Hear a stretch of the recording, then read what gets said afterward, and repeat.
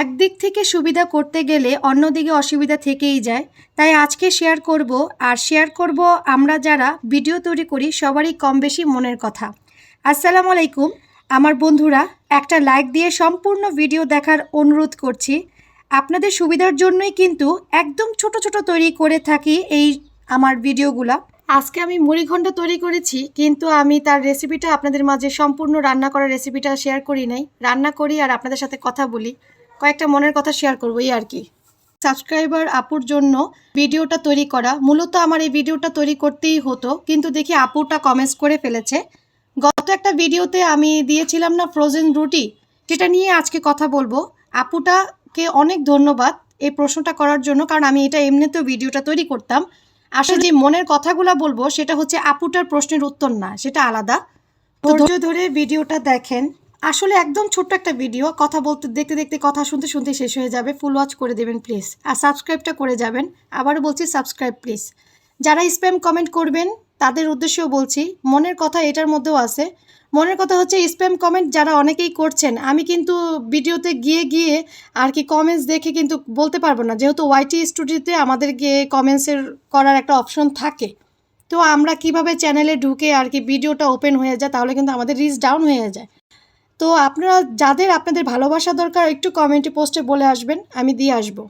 আর যেটা মনের কথা সেটা হচ্ছে কষ্টের কথা। গত একটা ভিডিওতে শেষে কিন্তু আমি একটা একটা প্রশ্ন করেছিলাম, সেই প্রশ্নের উত্তরটা কেউই দেয় নাই, শুধুমাত্র একটা আপু বাদে। ওই একটা আপুর নাম আমি আর বলবো না, কারণ জানি ওই আপুটাও জানে, আমিও জানি।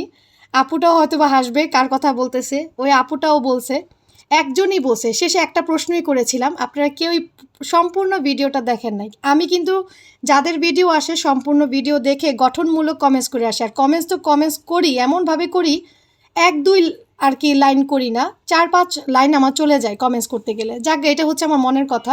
একটু কমেন্টস করে যাবেন, আমার ভালো লাগবে। আর যে আপুটার কথা শেয়ার করব সেটা হচ্ছে শখের রান্নাঘর আপুটা বলেছে যে রুটিটা কি ফ্রিজে নষ্ট হয় না।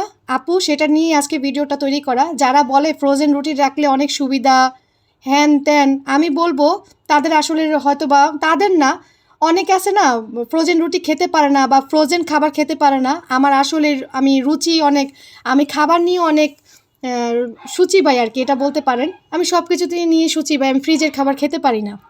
প্রথম দিন করার পর যখন দেখলাম আমার রুটিটা শক্ত হয়ে গেছে ভাজার পরে, ওমা, দ্বিতীয় দিন আমি রুটিটা কাই করলাম একটু নরম করে, ওমা একই অবস্থা, শক্ত। খেতে যে কি পরিমাণ বাজে লাগে কিছু বলার নাই। যারা খেতে পারে না তারা কিন্তু প্লিজ এটা করবেন না। নগদ রেডি করে খাওয়াই ভালো। আর ফ্রোজেন রুটির কাদের জন্য, যারা অতিরিক্ত ব্যস্ত, যেমন চাকরি করে কিংবা আরও আদার্স কাজ করে, তাদের জন্য। ভিডিওর কিন্তু শেষ পর্যায়ে চলে এসেছি, কথা বলতে বলতে নিয়ে নিব আর কি। আর এখান থেকে যদি আমার কথায় কোনো পরিমাণ ভুল হয়ে থাকে আপনারা মাফ করে দিবেন। আর একটা কথা বলি, যে শখে রান্না করে আপুটার কথা, আপু সত্যি কথা, সুবিধা যেমন একদিক দিয়ে আছে, সময় বাঁচে। তারপরে একটা কাজ একটু এগোতে পারলাম, সকালবেলা একটু তাড়াহুড়া না করে একটু আস্তে ধীরে সুস্থে ঘুম থেকে উঠে কাজ করতে পারলাম, এটাই সুবিধা, আর কিছুই না। এবং অসুবিধাও আছে, খাওয়ার দিকে একটু মজা না, আবার তেলেরও খরচ। তেলের কিভাবে খরচ, এই যে এভাবে উঠতে চায় না, রুটিটা উঠতেই চায় না, তখন একটু হালকা তেল দিব, তারপর রুটিটা উঠবে। তো আমার তেলের খরচ না, বলো তো আপুরা, তেলেরও খরচ। আবার গ্যাস্ট্রিকে যাদের সমস্যা থাকে তারা কিন্তু সকাল সকাল তেল খাবার খেতে পারবে না। তাই আমি বলবো যারা খাবার খেতে পারবেন না, ফ্রোজেন খাবার, তারা করবেন না। আর যারা খেতে পারবেন তারা ফ্রোজেন করে রাখবেন যে কোনো খাবারই। আর আজকে আলু দিয়ে ডিম আমি রান্না করেছি, এইভাবে আমার রান্না করতে খুব ভালো লাগে, খেতেও ভালো লাগে। মুড়িঘণ্ট রান্না করেছিলাম গতকালকে। বিদায় নিয়ে নিব। বিদায় নেওয়ার আগে আবারও বলি, ভুল ত্রুটি হলে মাফ করে দিবেন। আজকের ভিডিওতে খুব আওয়াজ হতে পারে, আমার ছেলেরা খুবই আওয়াজ করতেছে, ওদের তো আর থামানো যাবে না।